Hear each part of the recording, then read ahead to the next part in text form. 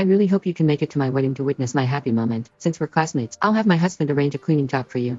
My jaw dropped when I saw her husband's face. That was Logan Ridley, my husband, who married into my family. Sure, I'll definitely come to witness your happiness, I typed back, my fingers shaking slightly. Part 1 Part 3. I was in the middle of a video call with several shareholders when my high school class group, which had been silent for a decade, suddenly exploded with notifications. Megan, did you see Felicity's post? She's getting married today. Are you really not coming? As the messages flooded in, I realized that Felicity Simons, the prom queen of our high school, was tying the knot. All our old classmates were attending. I replied, trying to keep it professional, sorry, and swamped with work at the moment. But the responses were swift and brutal. What could you possibly be busy with? Someone who hasn't posted in 100 years must be doing pretty poorly. Seriously, just admit you're embarrassed and stop pretending to be so busy. Felicity chimed in herself. Remember all that, but always said I'd marry someone better than you. I shot back, can't say I recall that. Immediately, others jumped in. Felicity's husband is the CEO of a publicly traded company. They even sent over 100 luxury cars to pick her up today. Sounds like you're worried about how your life compares, so you're pretending to forget. Maybe you're so broke you can't even afford a wedding gift. Why not start a crowdfunding campaign to help you chip in?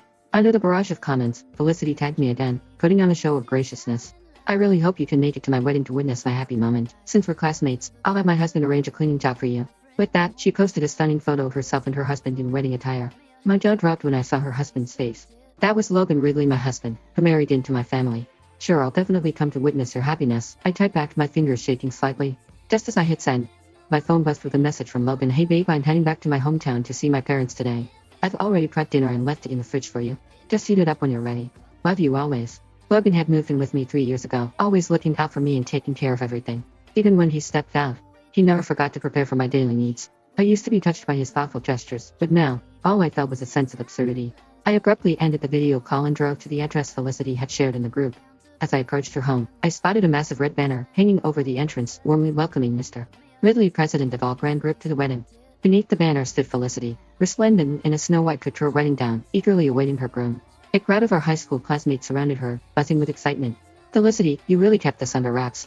We had no idea you were marrying the CEO of all Grand Group. Seriously, Mr. Ridley is a well-known entrepreneur. You've hit the jackpot. Felicity, you're about to be a high society lady. Don't forget about us little people. Even our high school teacher, Amanda Lane, was there, fawning over Felicity.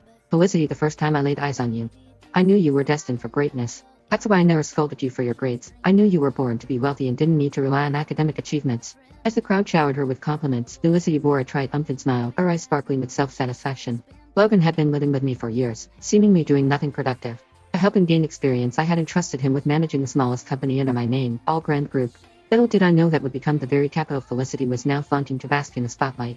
When I walked in, the classmates who needed to flatter her just moments ago suddenly furrowed their brows, looking at me with evident disdain. One of Felicity's lackeys spotted the car behind me and rushed over with a sneer. Megan, you're really something else. Did you actually rent a Bentley just to come to Felicity's wedding and save face? At that, the others chimed in with scornful remarks. No wonder you had the nerve to show up. You just wanted to play pretend, right? Renting a car like that must cost you at least 3 months' salary. Some people just love to put on a show. As if pretending to be rich could ever stack up against Felicity's husband. Seriously, is it that hard to admit others are doing better than you? Why go through all that trouble to rent a fancy car just to keep up with the Joneses? Despite their derogatory comments, I remained calm. Actually, it's my car, I replied evenly. Before I could gather my thoughts, Felicity suddenly stepped in front of me, her expression furious. She raised her hand and slapped me hard across the face. Your car? This is clearly my husband's car. I've suspected my husband was seeing someone else on the side, and now I find out it's you little tramp. You shameless gold digger. How dare you show up at my wedding driving my husband's car to taunt me, the legitimate wife? Felicity's words left everyone around us wide-eyed in disbelief. Felicity, is that car really your husband's? No way, one classmate exclaimed, incredulous. Felicity puffed up with pride, her chin held high. Of course, it's real, why would I lie? With that, she pulled out her phone and started scrolling through photos of her and Logan. There were shots of them snuggled up in the car and others of them lounging on the hood, looking cozy and intimate. The details inside the car and the license plate were unmistakably clear. The crowd gasped collectively. Holy crap, it really is Felicity's husband's car. That means Megan must be the other woman.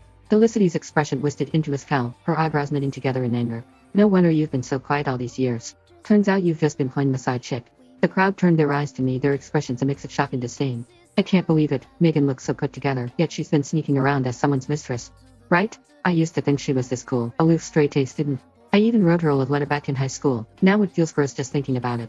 Some people act all innocent on the outside, but behind closed doors they're a whole different story. The moment they see a wealthy guy, they're practically begging for attention.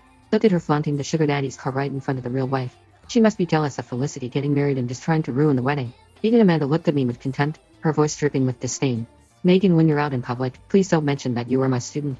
I never taught anyone with such a lack of morals. The crowd's chatter turned into a frenzy, drawing in onlookers who pointed fingers and whispered. Some even took out their phones to record, while others spat in my direction.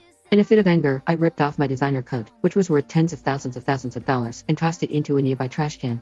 I turned to face Felicity, my voice steady and fierce. You should really ask Logan who the real mistress is before you start throwing accusations around. Once I finished, Felicity slapped me hard across the face.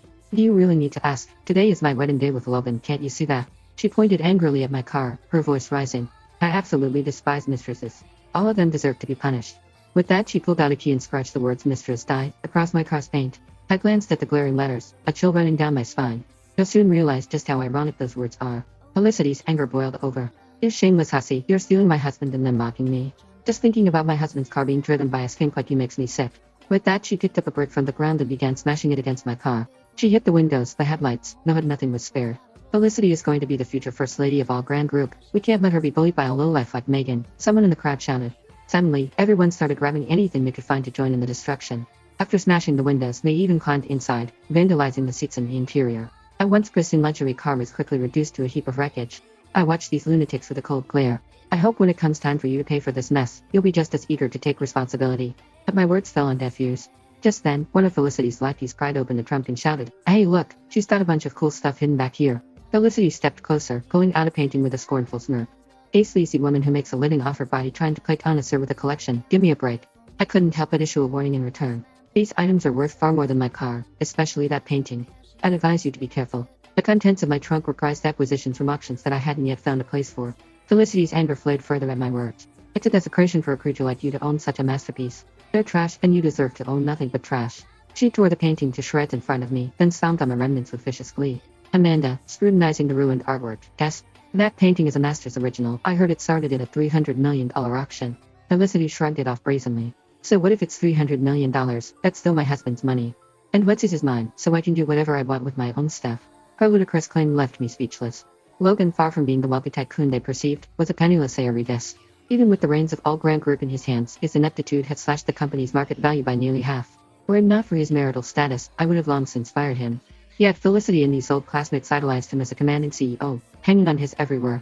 With Felicity leading the charge, the others followed suit, wrecking and treating the contents of my trunk with abandon. Seeing them in a frenzy, I reckoned it was futile to intervene. I quietly pulled out my phone to call the police. Before I could dial, Felicity lunged at me, snatching my phone and smashing it to the ground with force. Calling the cops now, are you? You brazen mistress, what gives you the right? She then noticed the pendant around my neck, her eyes lighting up. That necklace looks pricey. Did you use my husband's money for that too?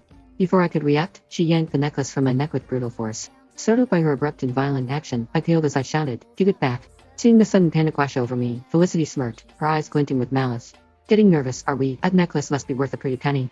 I felt a surge of desperation. It's not about the money, it's important to me, just get it back. I lunged forward, reaching for the necklace. This necklace wasn't just any piece of jewelry, it was a talisman my mother had fought tooth and nail to get for me. I had been often sick when I was a child, bedridden and then conscious at 4 years old. Doctors had told my parents to prepare for the worst, but my mother refused to give up hope. She went to a church, praying fervently for my recovery.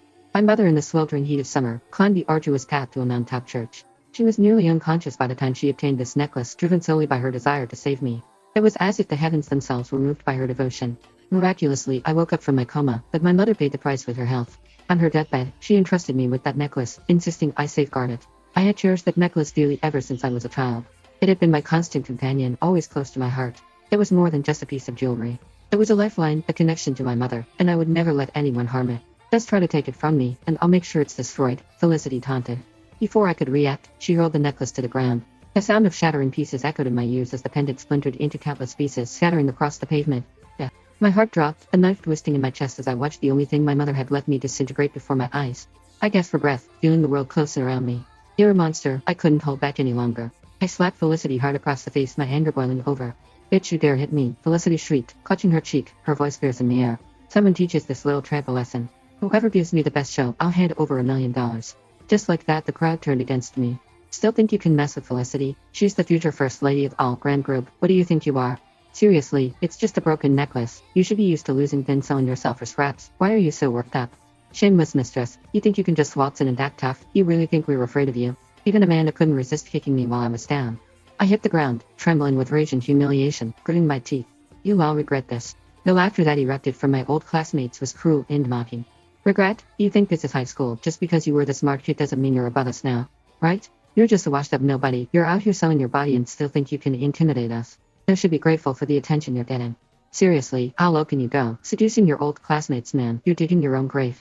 They pinned me to the ground, their taunts and jeers echoing in my ears as the crowd joined in, spitting and hurling insults. Felicity stepped forward, a triumphant grin plastered on her face as she stomped her foot on my cheek. Regret? I've never regretted anything in my life. I'm just waiting to see how you'll make me regret this. Just then, a fleet of luxury cars roared into view, halting in front of the crowd. Logan emerged from one of the cars, flanked by a group of sharply dressed men.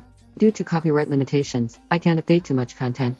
If you enjoy this story, please search for my code 209,409,460 in the novel short app to read the full, exciting book.